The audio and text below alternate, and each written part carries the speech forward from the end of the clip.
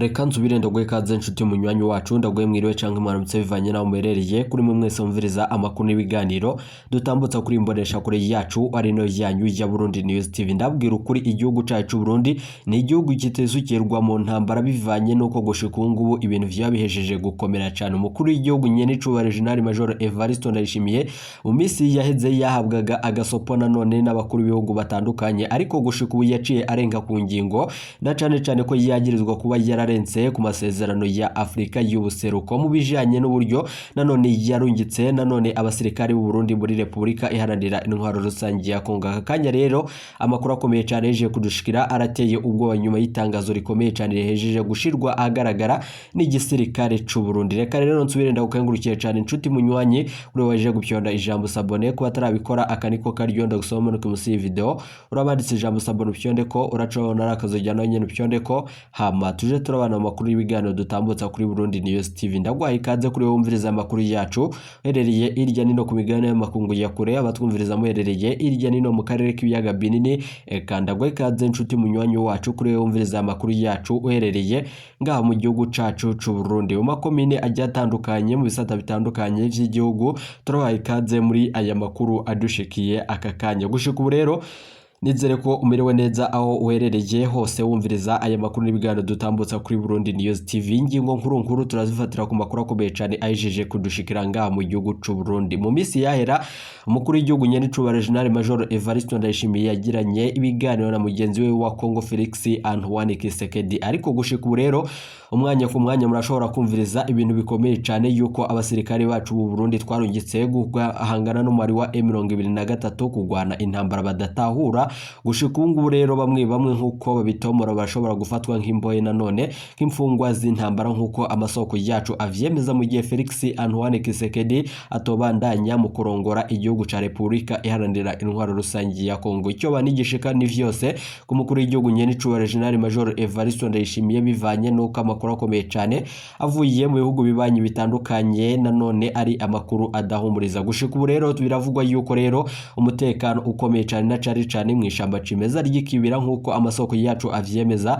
Biravugwa yuko rero twoba duhejeje kwinjirirwa n'abatari bakeyi gusa gushika ubu rero tukaba tutaramenya neza ibijanye n'ayo makuru kugira ngo dutange umuco kuri iyo. Ndabibutse yuko rero umwanya ku mwanya turashobora none kugabwa ko igitero bivanye nuko ibintu biriko biraboneka nga mu gihugu c'u Burundi ari ibintu biteye ubwoba, ariko nanone igisirikare cacu Burundi kiriteguriye cyane kumbibe nubwo nanone bivugwa yuko rero General Prime Niyongabo wenyene adashigikiye iyi ngingo ikomeye cyane na cyane yo kwivanga mu ntambara ziriko zirahuza umukuru w'igihugu cacu Burundi nyari cubahiro General Major Evariste Ndayishimiye n'umukuru w'igihugu ca Kongo n'ayandi. Rero makuru akomeye cyane ndabibutse yuko mu misi yahera mwarumvirije yuko umukuru w'igihugu c'u Buganda yarungeka ikete nanone mu biro vy'umukuru w'igihugu muri ntare rushatsi amusaba guhagarika ibikorwa bitandukanye vyo kurungika abasirikare b'u Burundi muri Republika iharanira intwaro rusangi ya Kongo mu mbisho, na cyane ko abasirikari bategerezwa kurungikwa muri Republika iharanira intwaro rusangi ya Kongo bari abo kumwumvikano w'akarere ka Afrika y'ubuseruko. Ariko gushika ubwo rero umukuru w'igihugu nyene cubare General Major Evariste Ndayishimiye yaciye yanka iyo ngingo. Munyemere rero tuze kubigaruka ko muri aya makuru twabateguriye. Reka tubanze dutangurire kuri aya makuru akomeye cyane n'abasesanguzi bacu ngaha mu gihugu c'u Burundi. Harimo ibintu bigaragaza yuko amategeko atakurikijwe, harimo n'akarengane. Abo basoda bose bahejeje gukwiza iminsi irenga 10 bari mu co bokwita garde à vue. Ivyo navyo bihonyanga ingingo ya 34 ya Code de procédure pénale ivuga ko batarenze iminsi indwi. Ikindi naco nuko inyamiramabi zo mu gisoda zabahagaritse zikabasambisha, ntibigeze bababwira ko bafise uburenganzira bwo kunuma mu gihe abashingwa manza babo batari ngaho badashobora kubasambisha atariho bari, kandi ko bafise ububasha bwo kuronka n'abandi bashingwa manza batariha ico twokwita les avocats commis d'office. Ivyo rero ni ibintu bihonyanga ingingo ya 10 mu gace ka 5 ingingo y'138 y'iyo Code de procédure pénale. Umushingwa manza Gustave Niyonzima yongerako kandi ko hibonekeza utunenge nk'ukungene amatoza ariko arakogwa kuri abo basirikare. Kubwiwe nyuma y'iryo fungwa ry'abo basirikare ahashobora kuba harimwo n'imvo za politike. turiko turaraba ico twokwita ingene amatohoza agenda iyo umuntu ariko arakora dossier twokwita instruction ico twita principe cardinal de toute enquête et instruction iyo nayo tuyikura mu ngingo y'110 mu gace ka kabiri ka code de procédure pénale itegeka yuko hategerezwa kugira ayo matohoza ukura kwicaha uwagikoze kandi wongera uyakora ukimushirako ariko kuri abo bantu tubona umenga no kubasharira gusa nta kintu kigaragaza yuko boba bari mukuri ikindi naco presumption d'innocence yabo ko baguma arabere gushika urubanza rube ntabanduka bidegenza ntivyakurikijwe ivyo navyo bihonyanga ingingo ya 40 y'ibwirizwa shingiro ingingo ya 14 ya Pacte International Relatif aux droits civils et politiques Burundi bwateye ikigikumu n'ingingo ya 11 ya Declaration Universelle des droits de l'homme Burundi nabwo bwateye ikigikumu rero turiko turaraba byose tubona iyi dossier imwe amakenga irimwo intumbero ya politiki urabona abantu banfice kwita execution d'un ordre illégal yukuja kugwana mu gihugu atari gwabo ibintu biteye ko biri nibanga biyemeje mu kurahira ko bazogwanira igihugu cabo haba ku mipaka n'ibindi gihe coba gitewe ariko siko vyagenze bagiye mu kindi gihugu mu bintu bitabaraba gufasha n'abantu usanga benshi bacuditse n'abagize ihonyabwoko mu gihugu c'u Rwanda bita abagenosideri. Nari nabibabwiye mu ntango hirobanura ririko rirakoreshwa mu guhitamwo abasirikare barungikwa mu gihugu ca Kongo hagashirwamwo abahoze mu gisirikare ca kera ku bwinshi umuhari w'ibikorwa mpundagihugu MAP Burundi buhire ubona ko rizogira ingaruka ku Burundi n'akarere uwo muhari wa politiki ukaba utera ivyatsi inyifato y'ubutegetsi bwa President Ndayishimiye busa n'uburiko bukora ubwicanyi ku basirikare b'abarundi kurikira Liberal ntibashira kandi n'umuvugizi w'umuhari w'ibikorwa mpundagihugu MAP Burundi buhire umuhari w'ibikorwa mpundagihugu MAP Burundi buhire uramenyesheje abarundi bose abasirikare imbonerakure abavyeyi babuza babo abasirikare bapfunzwe bahoze muri Kongo leta Ndayishimiye na cane ibisongerezi vy'igisoda c'u Burundi ko MAP Burundi buhire ukurikiranira hafi cane ikibazo c'abasirikare n'imbonerakure abana b'u Burundi barungikwa mu ntambara atanyungu na ntoyi igihugu cacu c'u Burundi gikuramo umuhari w'ikorwa mpundagihugu MAP Burundi buhire urahojeje imiryango yose yabuze ababo biciwe muri Kongo mu ntambara iri hagati y'igisirikare ca Kongo na M23 MAP Burundi buhire urateye intege abasirikare b'u Burundi n'imbonerakure bagizwe imbohe n'umuhari M23 urahojeje kandi abasirikare barokotse batahanywe mu Burundi bakabafungiwe mu busho butandukanye mu gihugu hagati kandi bafashwe nabi turabasavye bigumye nta mvura idahita umuhari w'ikorwa mpundagihugu uriyamirije ushimitse inyifato ya leta y'u Burundi uriyamirije ubwicanyi buriko burakorerwa abasoda b'abarundi bukorwa na leta irongowe na President Ndayishimiye amakuru dufise kandi yo aremeza ko basobanura abasirikare bajanwa muri Kongo nk'uko hoba hari umugambi wo gucisha ku buhombo umugumwe w'abasirikare ivyo bizogira ingaruka mbi mu Burundi no mu karere MAP Burundi buhire utera kama abarundi muri rusangi kwiyamiriza irungikwa ry'abasirikare b'abarundi mu gihugu ca Kongo kuko atanyungu nimwe bifitiye igihugu muri kino gihe gihanzwe n'ingorane nyinshi umuhari w'ikorwa mpundagihugu MAP Burundi buhire urateye akama abasirikare bose b'u Burundi n'abarundi bose kwiyamiriza iyo ntambara itwara uburyo bwinshi mu gihe mu Burundi habuze igitoro habuze amazi isukari umuyaga nkuba intebe abana bicarako mu mashure mu gihe ubukene bwabaye ndanse inzara izura inzara abarundi twese tuvire hasi rimwe twiyamiriza iyo ntambara idafitiye inyungu Uburundi abana b'Uburundi bariko barahoneramwo umuhari w'ikorwa mpundagihugu MAP Burundi buhire wariyemeje guterera kugira Uburundi bushayugwe amahoro n'umutekano ubutungane budakumira birangwe mu Burundi ku neza y'abarundi bose atanumwe avuyemwo ivyo navyo bikazoca mu biganiro bidakumira ariho hazotorerwa inyishu ku bibazo vyinshi bihanze Uburundi n'abarundi yari Liberal ntibashira kandi umuvugizi w'umuhari wa politique MAP Burundi buhire.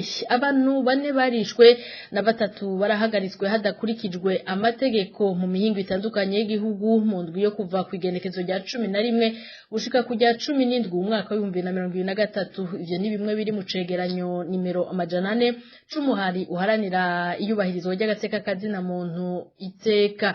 Muri Ligue iteka bakaba basaba ko abakora ayo mabi boshengezwa mu butungane. Kurikira Celestin Ruribikiye nicegera c'ubujejwe gutanga amakuru mu muhari iteka. Umuhari uharanira agateka kazina muntu iteka basohoye icegeranyo kijanye n'agateka kazina muntu cyo kuva ku igenekerezo rya 11 gushika ku rya 17 Kigarama muri no mwaka wa 2023. Muri iki cegeranyo agateka kazina muntu kifashe abantu bane barishwe kandi bose bakaba batowe ibiziga, abantu 7 bakorerwa amabi afatiye ku gitsina, abantu 3 barakubagurwa hamwe n'abantu 3 bahagaritswe bidakurikije amategeko. Abo bantu bishwe bakaba batowe mu ntara zikurikira Ngozi, Cankuzo hakaba hatowe umuntu umwe hamwe n'abantu 2 batowe ari ibiziga nyene mu ntara ya Cibitoke.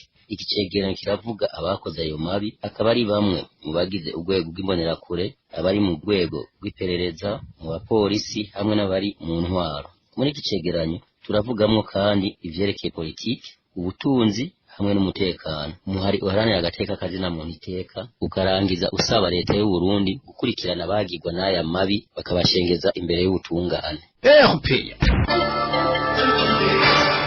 Tutandukira ibijanye n'intwaro, ishirahamwe rihamagarira abarundi kwikangura maze bagahindura ingendo Parsem ririyamiriza ingendo y'abategetsi yo kwama bariko bagora abanyagihugu bababwiriza guterera kugira aharangurwa igikorwa kicanke kiriya. Faustin Ndikumana arongoye iryo shirahamwe abivuza afatiye ku rwandiko ruheruka gusohorwa na buramatari w'intara ya Cankuzo aterereza amafaranga yise ayo gufasha mu gikorane c'umuryango w'umukuru w'igihugu buca kibera muri iyo ntara. Faustin Ndikumana abifata nk'ubusuma kuko kubwiwe amafaranga akoreshwa muri bene ivyo bikorwa yategekanijwe mu mafaranga leta izokoresha muri uno mwaka. Kurikira Faustin Ndikumana arongoye ishirahamwe Parsem.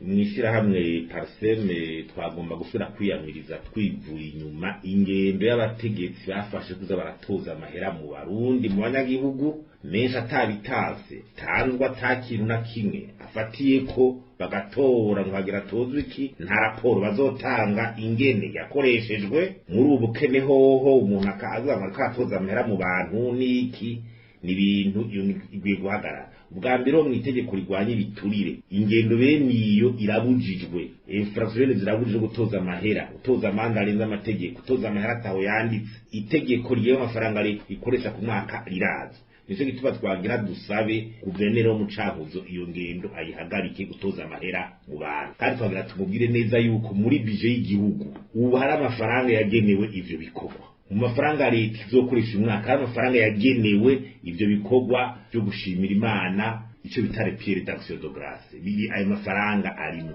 Sinumva rero nyene amafaranga arimo yagenewe ico kandi yatanzwe nabo Barundi nyene mu mataxe batanze barakaswe ku mishahara amakori barayatanga ayo nyene niyo yavuye nawe ucusura utoze ayandi. Iyo ngembwe guhagarara kuko kenshi irazamwo n'ibintu byo kwinyegeza abantu basanga banyuje amatungo batwara amahera y'abantu bidasiguritse n'ibiki bamwe bakitwaza mu bikorwa by'iterambere yuko birakogwa ugaca usanga bariko baranyuruza amafaranga.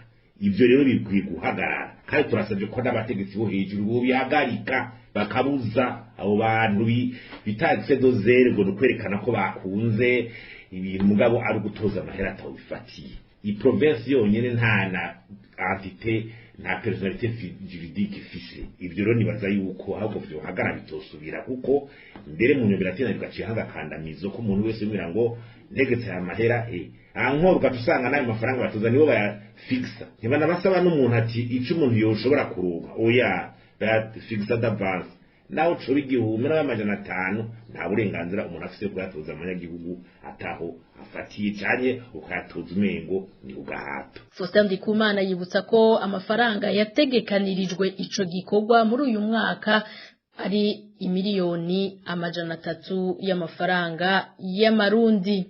Ubunyonyezi bwaranze itangwa ry'imizibukiro ryagenewe abanyagihugu bo ku mutumba Gashasha byaragaragaye ko bwakozwe n'abari bajejwe gukora intonde z'abegwa n'ico gikorwa kwisonga haza urongoye uwo mutumba. Dani Claire iratwumva aragaruka ku byavugiwe mu nama yari yahuje abajejwe ikigo ARB hamwe na Obuha, inama yari yatumiwemo n'abanyagihugu bo kuri uwo mutumba. aricyo gituma rero twasabye tuti umwe wese ahagarare iwe kugira ngo noneho turabe ko atawuranganije. Ayo majwi mwumva na ya Engineer Sanzerugeze Sylvestre, umuyobozi mukuru w'ikigo ARB kijejwe kugenzura amabarabara mu Burundi. Aha hakaba hari ku munsi wa kabiri igenekerezo rya 12 Kigarama uyu mwaka, aho bari baramutse bakora igikorwa cyo gusuzuma bahawe imizibukiro kwibarabara ry'igihugu nimero 3. Aha uyarongoye ikigo ARB yagiriye kamenyesha ko nahadaduduriye ko bamaze kumenya ko hari abahawe imizibukiro batabifitiye uburenganzira kandi ko bategerezwa kuyisubiza mu maguru masha. Rega ntazina twasanze barihenze bakandika ukutariko, nta nimero ya konti twasanze barihenze bakandika ukutariko. Rega wowe n'ahandi ihora bishika nta muntu bakoretseyo atakintu hafise. N'icyo gihe rero twaca turabira hamwe uwo byarashitse ugasanga bamwandikiye ibitari byo bakamusubiza agateka kiwe bakamwandikira byo, uwo bihenze bakandika ibirenze agasubiza sinzoga yemwe. Nk'umwitsa wari yaserukiye ishirahamwe Ubuha yamenyesheje ko mu matohoza yakoze yasanze harabaye ubusuma burengeje. Ubusuma byabonetse ko bwakozwe n'abajeje intwaro aribo bari bahagarikiye ico gikorwa ku ruhande rwa leta.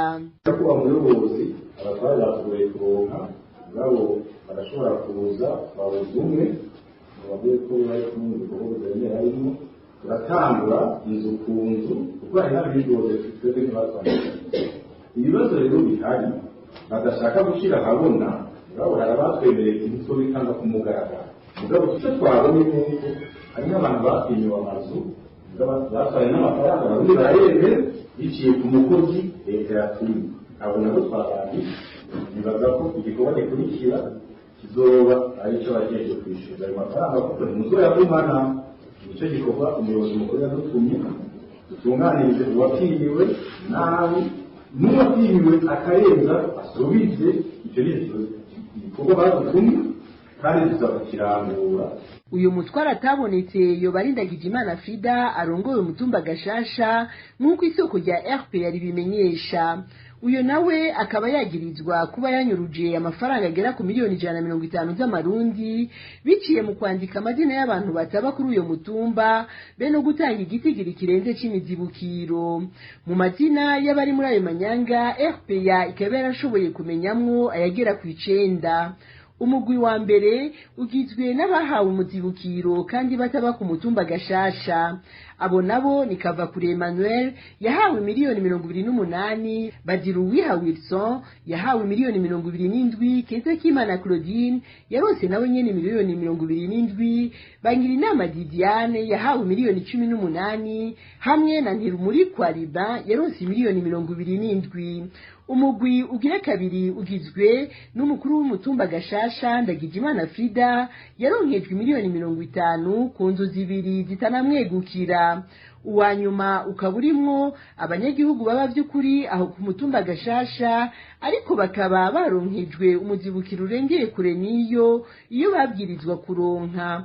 Abo nabo n'uwitwa Nyandwi Desire yahawe miliyoni 14 n'ibihumbi 800 mu gihe yabwirizwa kuronswa ibihumbi 68 bihuye n'ikigazi ciwe kimwe kiri hazocibwa ibarabara. Hamwe na Ntahomvukiye Musafiri asanzwe ari umuhanuzi mu bijanye n'iterambere ku rwego rw'intara ya Rumonge yakomorewe amafaranga angana n'imiliyoni 24 mu gihe ibigazi vyiwe bitanu biri mu nzira y'ahazocibwa ibarabara nimero 3 bihuriranye n'amafaranga ibihumbi 340. Abo bose bakaba bashizwe ku ntonde n'umukuru w'umutumba Frida Ndagijimana. Uyu nawe yahavuye afatwa atabwa muri yombi bukeye bwaho kuwa 13 Kigarama. ariko inyuma y'iminsi 6 gusa akaba yaciye arekugwa ku itegeko bivugwa ko ryavuye hejuru. Muri kino gihe abanyagihugu barenganijwe bakimwa umuzibukiro kandi amazu yabo ari mu yazobomogwa babandanya gusaba gutunganirizwa, nayo abanyuruje ayo mafaranga bakayasubiza kuko babona ko atari uko borwa mu mporero y'uyo mutegetsi bimaze kugaragara ko adakomwakomwa. Amakuru mu Kirundi tuyabandanyirize ku ngaruka z'ikena ry'igitoro. Ubukene bw'igitoro bwatumye ibiciro vyo kwiyunguruza ku mapikipiki hagati mu gihugu vyiyongera. Mu ntara ya Mwaro vyigwije na kabiri. Umunyagihugu wo muri zone Nyakararo muri komine Gisozi avuga ko n'ivyimbugwa nk'ibiraya atawukironka n'ingene bishikana ku isoko kubera ingorane yo kwiyunguruza.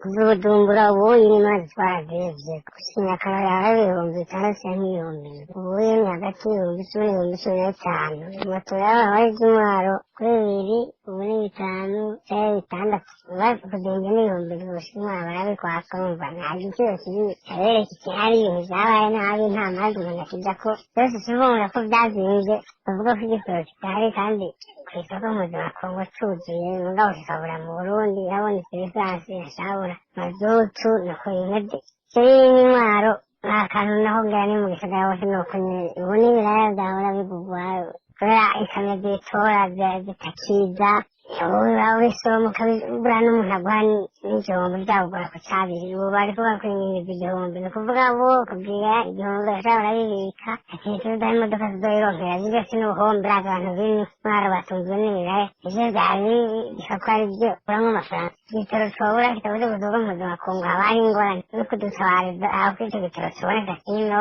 bakavuga ko vyananiranye kera iyo umuntu ananiwe n'ikintu ari umukuru w'igihugu canke umwami yariho bose ngabo tukivuga ibijanye n'ubwo bukene nyene ibiciro vy'ibifungurwa abarundi bikora ko buri munsi muri komine Nyanzarake intara ya Makamba vyadugiye rimwe bitewe n'ubwo bukene bw'igitoro. Abanyagihugu basaba abajejwe intwaro gucungera ibiciro ntihagire abarenza urugero. Inkuru ya Elvis niyo mwongere. Nta na kimwe mu bifungurwa bikunzwe n'abanyenyanzarake kitaduze igiciro muri kino kiringo c'indwi zibiri ziheze hasubiye kwibonekeza ubukene bw'igitoro bivanye n'ubwoko bwavyo. Ibiharage vyahora bigurwa hagati y'amafaranga 2,500 n'ibihumbi 2,800 uyu munsi ku kilo kimwe c'ibiharage uko biri kose hiyongereyeko amafaranga yaba igihumbi. Umuceri bivanye n'ubwoko bwawo wahora ugurwa hagati y'ibihumbi 2,600 n'ibihumbi 3 uyu munsi ugurwa hagati y'ibihumbi 4 n'ibihumbi 4,800 ni ukuvuga ko hiyongeyeko ayaba igihumbi 500. Ifu y'ibigori, ifu y'imyumbati n'ibindi bifungurwa navyo nyene ntivyasigaye inyuma nka vyose vyagiye navyo nyene biduga ayababa igihumbi. Nta bundi buhinga rero abanyagihugu n'ugutubika ubavubi ugufungura n'ugusama umutima. Ntivyoroshye n'ukuri ntivyoroshye n'ugutubika ubavubi no kuvuga ubu muri ino minsi abantu benshi barashonje ubu ntibagifungura ngo bahage kandi ntibagifungura ivyo bipfuza. Hari nk'umuryango munini usanga bufise nk'abana bashika ku 8 canke 10 ari nk'umuryango w'abantu 10 gusuma nk'ikiro c'ifu kimwe urumva ko bitokunda naho nyene usanga n'ibiro bibiri kimwe gusa. Abanyagihugu basaba abajejwe intwaro kurikanura abadandaza ntibahave barenza urugero. Nta rundi rukiza bafise atari uko bama basavye gusa nk'iyo habaye inama yo mu ntwaro bama basavye abatware bagasaba yuko boje barahimiriza cane cane bagakurikiranira hagufi abadandaza ntibace bikika mu kiza ati naho igitoro gisa n'icyabuze canke naho vyose igitoro kikabura nabo abadandaza iyo bagiye kubirangura bakaca bakoresha itike nini cane ati mugabo no kubiraba neza no kubikurikiranira hagufi ntibazoce bikika mu kiza n'abadandaza ngo bace baduza ngo barenze ku mafaranga y'umurengera. Mu gihe rero abanyagihugu bo muri komine Nyanzarake baharugwa mu bakunzi b'agafi uyu munsi nazo nyene zarahuye n'ubukene bw'igitoro basigaye bavuvudikira izigwa Mwanza mu gihugu ca Tanzania. Urakoze Elvis niyo mwongere ukwikika mukiza mu kunyegeza ibidandazwa vyankenegwa bikorwa n'abadandaza kugira bunguke umurengera birahanwa n'amategeko. Ivyo bishikirizwa n'umushingwamanza Yves Runyagu aho anatanga karorero k'ingingo y'amajana 414 yo mu gitabo mpanavyaha c'u Burundi. Kubwiwe rero uretse kwiyongeso y'abo badandaza isubiza inyuma ubutunzi bw'igihugu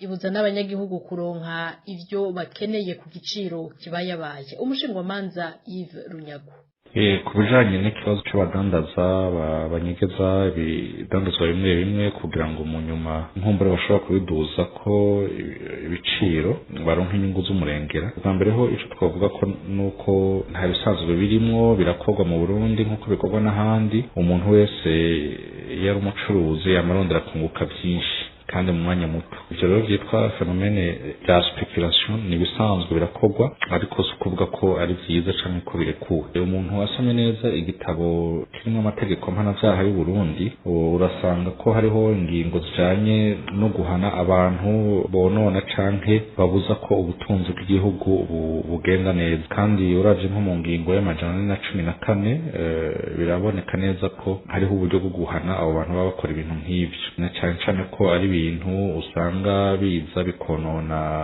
ubutunzi bw'igihugu mu kubuza ko habaho ihiganwa ryuguruye kuri bose, mu kubuza ko abantu baronka ibintu ku giciro kibayabaye, kandi mu by'ukuri ariyo ntumbero nyamukuru yo gufungura kugira ngo abantu bashobore kudandaza atankomanzi. Murumva ko mu gihe umwe aciye yihagira ivomo akavana agakoresha uburyo amafaranga kugira ngo arangure ibintu abinyegeze, hanyuma kugira ngo mu nyuma azoheza avyunguke kumurengera, murumva ko mu by'ukuri aba ariko arakora amakosa, aba ariko arica bwa butunzi nyine bw'igihugu. Cyo gukora rero nibaza ko ari no kubakurikirana, umuntu akabahana, ariko hakabaho no kubigisha, kubumvisha ko nabo nyine baba ariko barigirira nabi kubera ko ubutunzi bw'igihugu bwononekaye, nabo nyine biragaruka bikabagira ko izindi ngaruka mbi. Hanyuma ku nzego z'igipolisi z'ubutungane tubasaba gukurikiza amategeko bakabikora neza atankunzi, ukoze amakosa agahanwa, ivyo byose bigakorwa ariko ku neza ya bose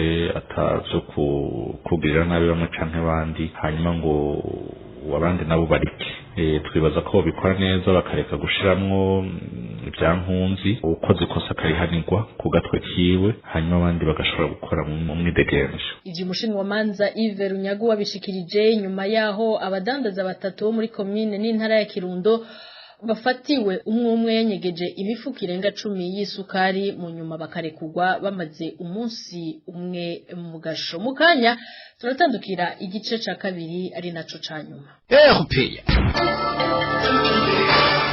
Uyu rero n'umwanya w'ikiganiro ako hambere mumenyereye ku misi yose ya kane. Uyu munsi tubabwira ibijanye n'ukuntu abarundi bakera basenga Imana imbere y'umuzo w'abanyamahanga ari wo mugwigwa wo kubandwa.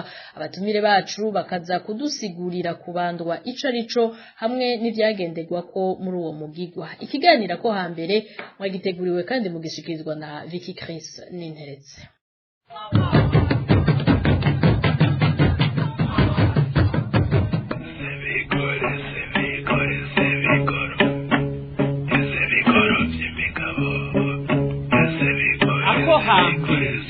Ikiganiro ca kahise, amayagwa n'imihigo n'imigenzo y'ikirundi. Ako hambere mugishikirizwa n'abamenyesha makuru ba RPA n'imisi yose ya kane.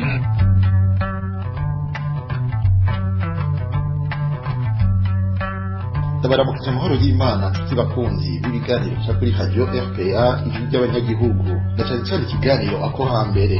Kuri uyu wa kane igenekerezo rya 21 Kigarama mu mwaka w'2023 tuza kuganira ku bijanye n'ukuntu Barundi baho hambere basenga ariko kubandwa imbere y'umuzo w'abanyamahanga. Mbere imbere y'uko abanyamahanga baza kwigisha ijambo ry'Imana mu Burundi, Abarundi bari bazi Imana boba bayisenga gute? Hari imigenzo bagira iyo baba bariko barabandwa? Hoba hariho abantu babandwa n'abandi batabandwa? ivyo ni bimwe mu bibazo tuja guca ijya nino muri kino kiganiro dufashijwe n'abatumire bacu aribo Niyongere Bonfils umumenyeshamakuru akurikiranira hafi ibijanye n'imico n'akaranga mu Burundi na Elise Fabrice Ngabirano nawe asanzwe akurikiranira hafi ibijanye n'imico n'akaranga mu Burundi. Kuri mikro muri kumwe na Vicky Chris Ninteretse kaze.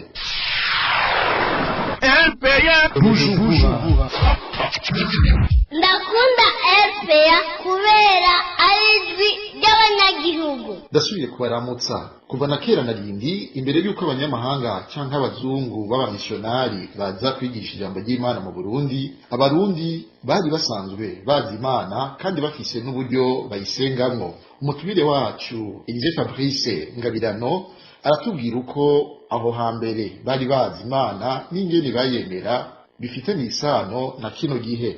Imbere y'uko abazungu baza no kwemera kwabo mu Burundi, abarundi bari basanzwe bemera Imana. Mbere ugiye kubiraba hari n'isano rininiya riri hagati y'ugusenga kwa kera n'ugusenga kubu ariko kwazanywe n'abazungu.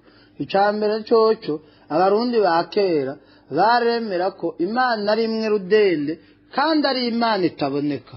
No mu kwemera kubu twigishijwe ko Imana ari imwe rudende kandi ari Imana itaboneka. Abarundi baremera kandi yuko Imana ibonekera mu bikorwa ikora ngaha ku isi. N'ukwemera kubu kutwemeza yuko Imana igaragarira mu bikorwa igende dukorera ngaha ku isi. Abarundi ba kera barizera ko Imana basenga iri mu butatu. Umutumire wacu agira kabiri Niyongere Bonfils aratubwira ko abarundi bari bazi Imana bakanayisenga kandi ikabishura. Avuga kandi ko abarundi bari bazi ko hari Imana mbi ariyo twita ubu Satani. Umugirwa wo kubandwa bawukora harimo ibyo umuntu abona n'ibyo umuntu yumva. Ibyo wumva rero n'ibijanye n'ibyo bita semiotique auditive. Semiotique auditive ririza mu ndirimbo. Bararirimba ubwa mbere imbyino zo kubandwa, hari urubyino rwo kwinjira batangura bavyina ati mwiriwe mwiriwe, niho ujya ko mu mashengero avuga ati numva kamwemwe kanzaga mu mutima wanje binjira mu misa. Hanyuma bahejeje baragira bati umwami kiranga girante bashima nyene bavuga ati uradushikira ku Mana uragira uku bakagira ahantu bagera ho gukenguruka usanga mbere bavuga bati twebwe uyu munsi muri kano kanya turiko turagira ahantu dukenguruka, hanyuma bagasaba ivyo bazoronka. Kiranga nawe mu kubemera ko azobibasabira ku Mana ku bugingo, kuko niko yavuga ko ari bazobitanga. Yavuga ati ku Mana ku bugingo nzobaha ibingana n'ubwoya bw'inka. Yavuga ko azotanga ibintu byinshi cyane kuko ku Mana ku bugingo hazoboneka ibingana n'ubwoya bw'inka. Mu kubivuga rero yaramera nk'uri kararoha, ivyo bita mu mvugo y'imbandwa kuvumera. Nk'ubu bakavuga ati kiranga kiri umweru, mu kwitabiriza kugira bumve ko yabumvise yacavuga ati nabo bati vumera mvye nzima. Bagaca mu heza akamubwira canke bakamusaba ivyo bashaka. Nivyo rero bavuga ati vumera mvye nzima, vumera urumva bagatera n'utuvyino. Ashobora kuvuga ati vumera mvye nzima, vumera ubukombe.